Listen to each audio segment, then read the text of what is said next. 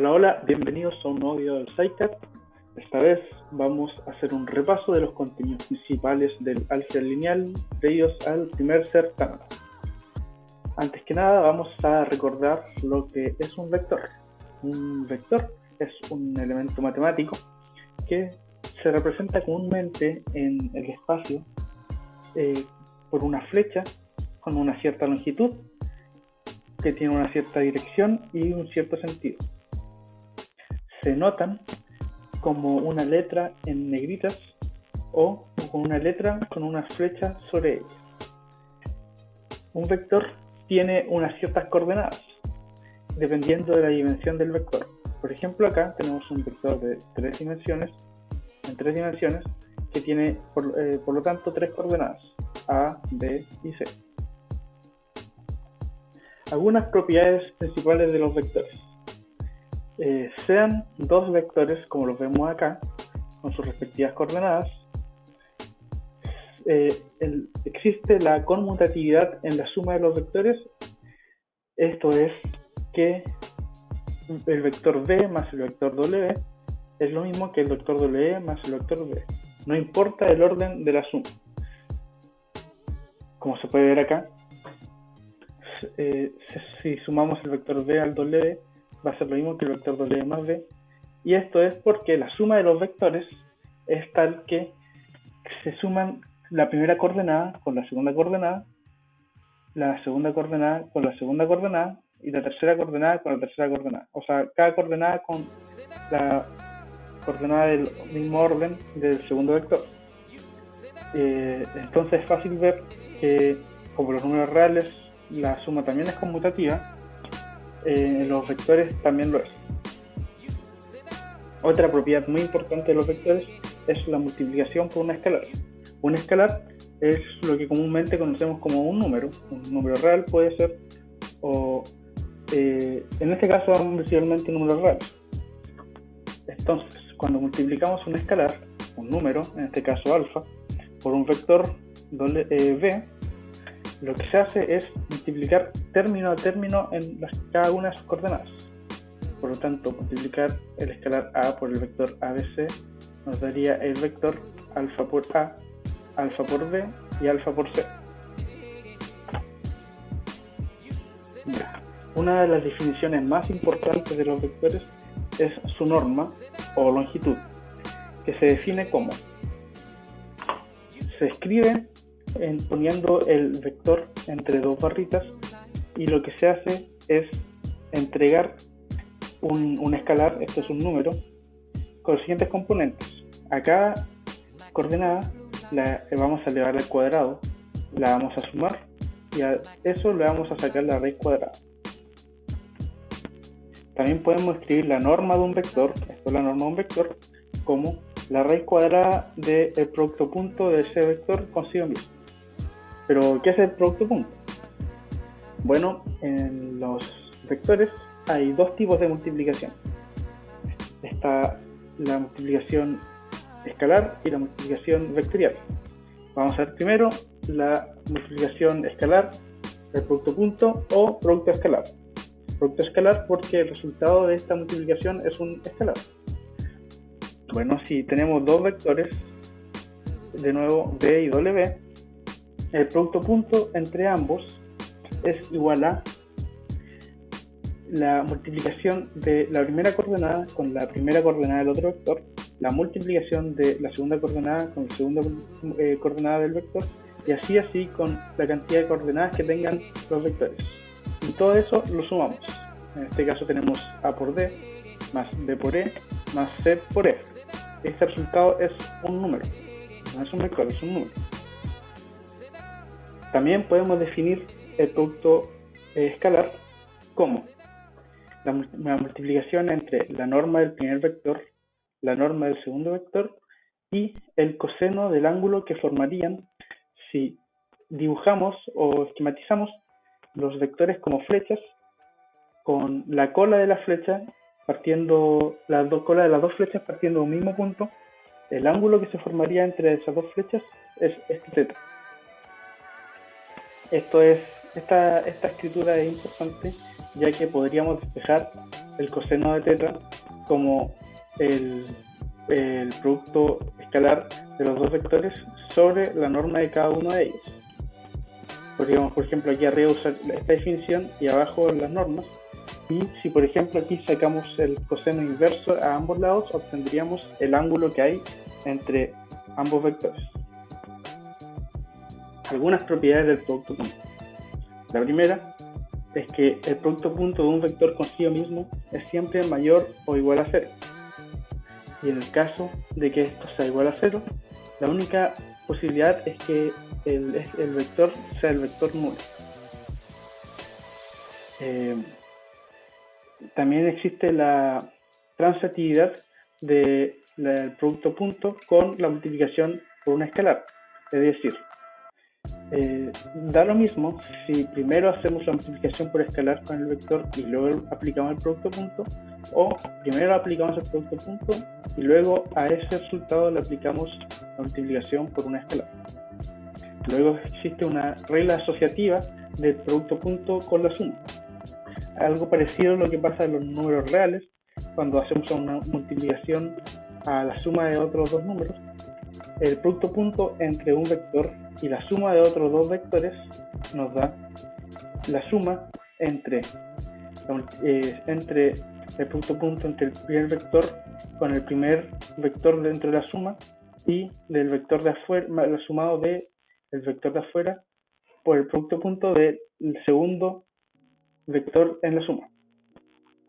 Y bueno, una cosa importante de saber es que si el producto punto entre ambos vectores nos da el nulo, o sea el 0, esto significa que los dos vectores son perpendiculares entre ellos. Esto lo podemos ver fácilmente con la definición de la multiplicación de las normas por el coseno del ángulo, ya que si son perpendiculares, el ángulo es 90 grados y el coseno de 90 grados es igual a 0. El producto punto nos da otra definición muy importante, que es la proyección ortogonal de un vector sobre otro. Por ejemplo, aquí, si tenemos un vector A, que es este azul, y un vector B, que es este rojo, que llega hasta acá, se define la proyección ortogonal de A sobre B como este vector negro, que sería un vector paralelo a B, que junto a A formaría un triángulo rectángulo. ¿Cómo se calcula eso? Operacionalmente la proyección de A sobre B es igual al producto punto entre el vector A y B dividido por la norma de B al cuadrado y esto multiplicado por el vector B. Bueno, y como les contaba, hay dos multiplicaciones entre vectores. La segunda es el producto cruz o producto vectorial, que ¿por qué se llama así? Porque el resultado de esta multiplicación es ahora un vector. Esta multiplicación está definida esencialmente en R3, en el espacio de 3 dimensiones, pero como dato también existe esta operación en R7, en un espacio de 7 dimensiones, pero nosotros solo vamos a trabajarlo en R3, que es lo más importante. Bueno, ¿cómo se define? El producto cruz entre dos vectores v y w se define así. Si tenemos un vector ABC, cruz a otro vector df, el resultado es un vector como se muestra acá, que a primera vista puede ser un poco complicado de entender y de incluso aprenderse esta fórmula, pero vamos a ver enseguida otro método de cómo obtener este resultado. Para antes hay que tener claro que la gracia de este producto es que el vector que sale de multiplicar vectorialmente estos dos vectores es un tercer vector, en este caso u, que es perpendicular a los dos vectores de la operación. O sea que u va a ser perpendicular a b y u va a ser también perpendicular a w. Lo podemos ver también como que u es un vector ortogonal al plano que dirigirían v y w. Bueno, como les decía, Hay una manera más sencilla de entender esta multiplicación vectorial, de que si representamos de esta forma los vectores, ya no como una columna con valores, sino como con los vectores normales del espacio, en este caso I, J y K, que ojalá ya hayan visto. El vector I es el vector 1, 0, 0, el vector J es el vector 0, 1, 0 y el vector K es el vector 0, 0, 1, y cada uno multiplicado por su escalar. Para el vector B, A, B, C correspondería a este vector, y para el vector W los escalares D, E y F respectivamente para los vectores unitarios, que representaría este vector. Bueno, entonces el producto vectorial entre ambos vectores, lo mismo que esto, escrito de esta forma, se puede escribir también como el determinante de la matriz de 3×3, donde la primera fila son los vectores unitarios y JK en ese orden, la segunda fila por las coordenadas del primer vector que está multiplicando, en este caso D, que sus coordenadas son ABC, y la tercera fila, como ven acá, son las coordenadas del segundo vector que se está multiplicando, DF. Aquí queda evidente que el producto cruz no es conmutativo, que B cruz W no es lo mismo que W cruz V, ya que si hiciéramos el intercambio de esta fila con esta fila, correspondería al producto vectorial de W con V, no obtendríamos el mismo determinante, ya que un cambio de fila en un determinante se altera el resultado por un factor de -1. Como vamos a ver acá, en la primera propiedad del producto cruz, que el producto cruz no es conmutativo. A cruz B no es lo mismo que B cruz A, es más, A cruz B es igual a -1 veces B cruz A. Por lo tanto, también el producto cruz no es transitativo. No es lo mismo hacer A cruz el resultado de B cruz C, que primero hacer el producto cruz entre A y B y luego el producto C. Dan resultados distintos. Bueno, similarmente, donde en el producto punto, si el resultado era 0, los vectores eran perpendiculares. En este caso, si A cruz B da 0, significa que los vectores son paralelos o antiparalelos. Y también tenemos otra definición, pero esta vez no para el producto cruz entero, sino solamente para su norma, para la longitud de este vector. La longitud o norma del vector D cruz W es igual a la norma del primero por la norma del segundo por el seno del ángulo que formarían los dos vectores. Este ángulo tiene que ser representado solamente entre 0 y 180, ya que queremos que esto sea solamente positivo, porque es una norma y las normas son siempre mayores o iguales a 0. Si calcularíamos, si tenemos este ángulo, si tenemos el otro ángulo de los vectores y es más grande que 180 grados, tenemos que tomar el complementario de ese ángulo. Bueno, aquí es fácil ver también que si el ángulo es 0 o 180, esto da 0, por lo tanto la longitud, por lo tanto la norma del vector es 0, por lo tanto se comprueba que si A cruz B da 0, si el producto cruz de dos vectores da 0, el ángulo que hay entre ellos será 0 o 180, es decir, son paralelos o antiparalelos. Y bueno, también la norma, este valor, la norma del producto cruz entre dos vectores, es igual a el área del paralelogramo que dirigen estos dos vectores. Es decir, si dibujamos estos vectores como flechas con la cola en el mismo origen y continuamos estas flechas para formar un paralelogramo, ese área es igual a la norma del producto cruz entre ambos vectores. Bueno, tenemos la norma, pero no tenemos la dirección del vector. Y esto es un poco difícil de explicar en un video, porque se utiliza la famosa regla de la mano derecha, que les pido por favor que ustedes investiguen, porque hay más de una forma de usar esta regla.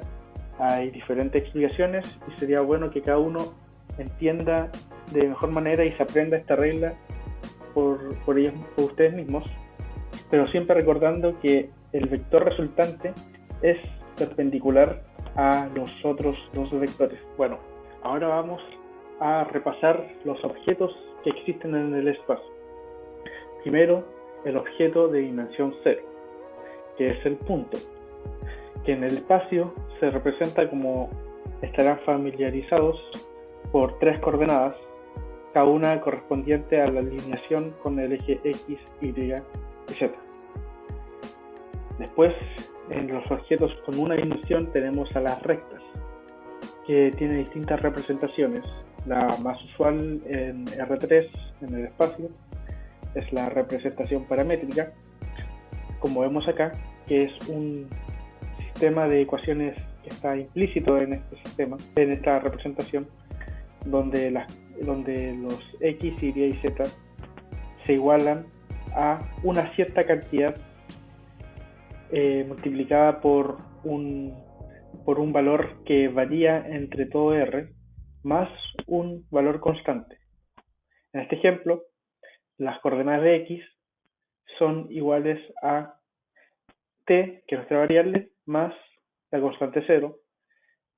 De la coordenada Y, como podemos ver acá, está igualada a 8 veces la variable t más la constante 3, y la coordenada Z, como vemos acá, es 3 veces la variable t menos 2 veces, menos 2 veces, menos 2, perdón.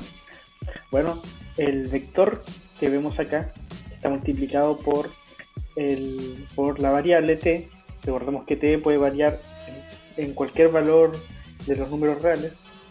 Se conoce como el vector director, que es paralelo a la recta, y este vector, que sería el vector constante, puede ser cualquier punto de la recta. Lo que nos dice esto es que para cada valor de t fijaríamos un punto en la recta. Como tenemos infinitos t, tenemos infinitos puntos en la recta, lo que nosotros ya sabemos. Bueno, otra representación de la recta es la representación por sus ecuaciones simétricas. Es fácil obtener esta representación cuando ya tenemos la representación paramétrica. Basta con, en cada una de las entradas de este sistema de ecuaciones, despejar t.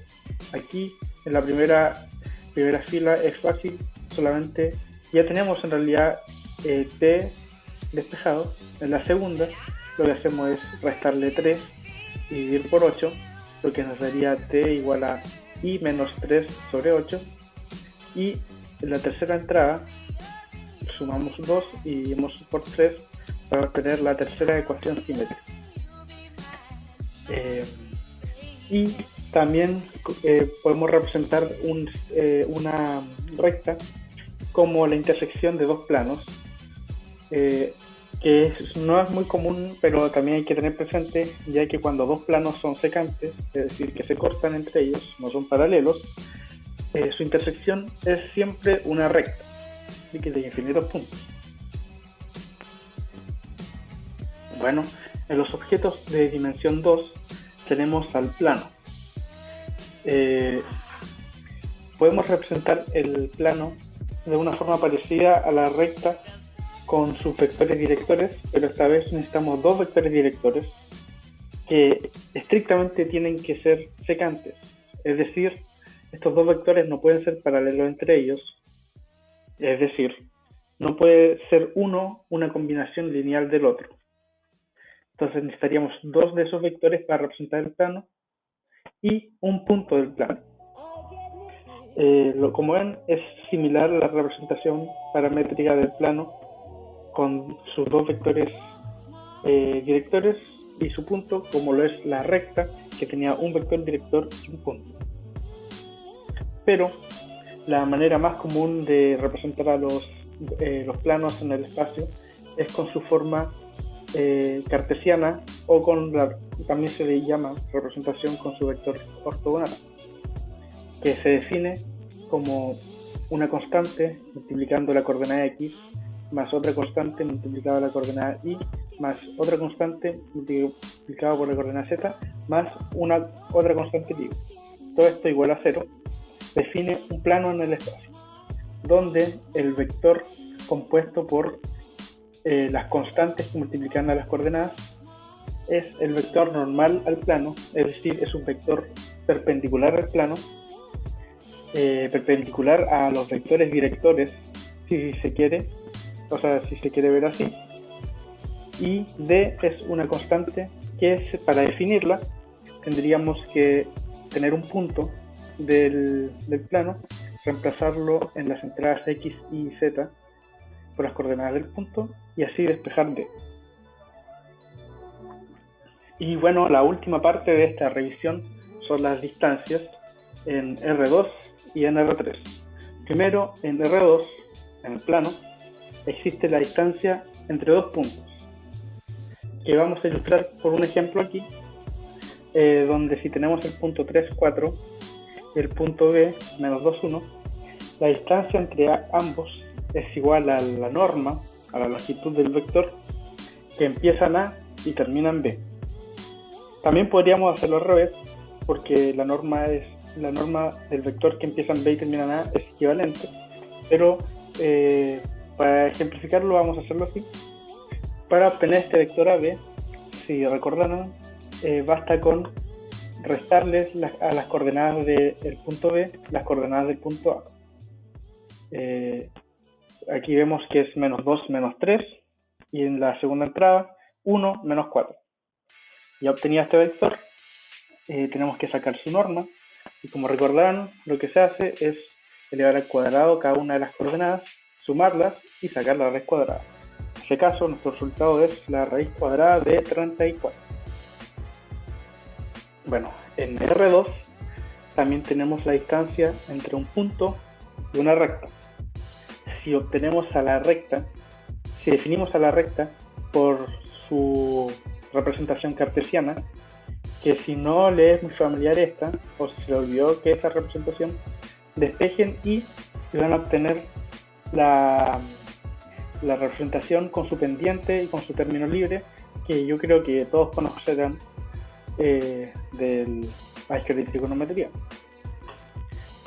Y si tenemos un punto de coordenadas PQ, recuerden que estamos en dos dimensiones, en R2 en plano, así que tenemos solamente dos coordenadas. Se define la distancia entre un punto y una recta de la siguiente manera.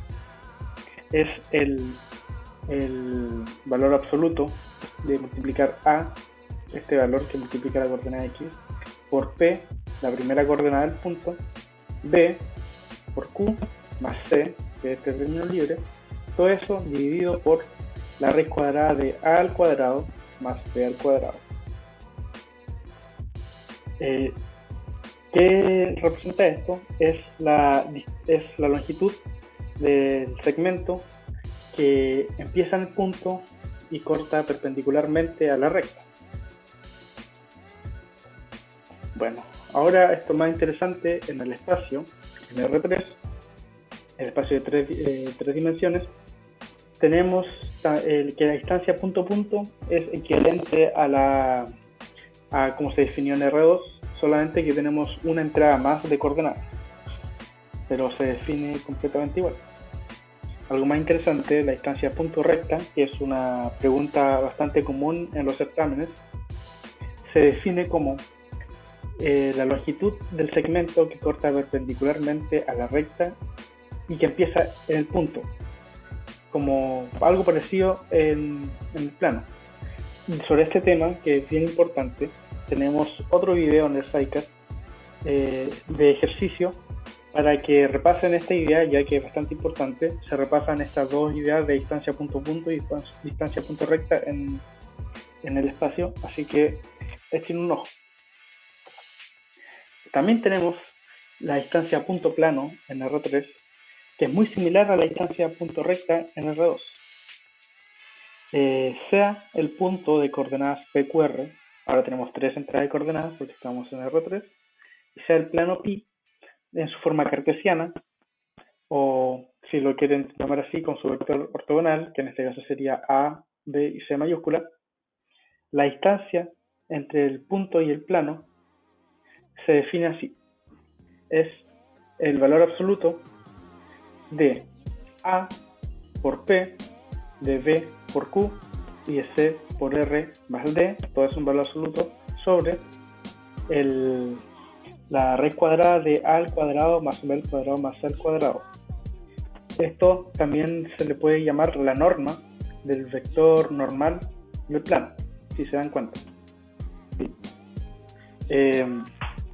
Si bien tiene una relación directa con la distancia entre punto y recta en R2, solamente que ahora agregamos otra entrada más, que sería el factor que multiplica la coordenada z y la tercera coordenada del punto. Bueno, también tenemos otra distancia en R3 que no son tan comunes, pero también es bueno tenerlas en mente, que siguen el mismo principio todas. La distancia entre recta y recta en R2 se define solamente cuando son paralelas y en R3 cuando estas rectas no son secantes. Recordemos que en R3 dos rectas pueden no ser paralelas entre ellas, pero aún así no chocar. Eso se dice que las rectas no son coplanares. Si mal no recuerdo, pero bueno, lo importante es recordar que cuando las rectas no son secantes se define la distancia entre ambas como la longitud del segmento que corta perpendicularmente a las dos rectas. Algo parecido pasa en el caso de la distancia entre plano y recta, que esto se define cuando la recta es paralela al plano, y se define también como la longitud del segmento que corta perpendicularmente la recta y el plano. Y para finalizar, la distancia entre plano y plano, que de nuevo es solamente cuando los planos son paralelos y no se cortan, o sino la distancia sería 0, se define también como la longitud de la recta que es perpendicular a ambos planos. Bueno, espero que les haya gustado el video, un poco largo, pero es necesario para repasar estos conceptos tan importantes en el álgebra lineal. Les deseo la mayor de las suertes en su certamen. Ustedes pueden con todo. Recuerden siempre, antes de resolver una pregunta, siempre preguntarse qué es lo que realmente le exigen, qué contenidos necesitan saber de antes y cómo van a ordenar su demostración. Bueno, sin más, los despido. Recuerden que cualquier duda, el Discord de SciCAD está abierto para sus preguntas y nos vemos en la próxima. Chao.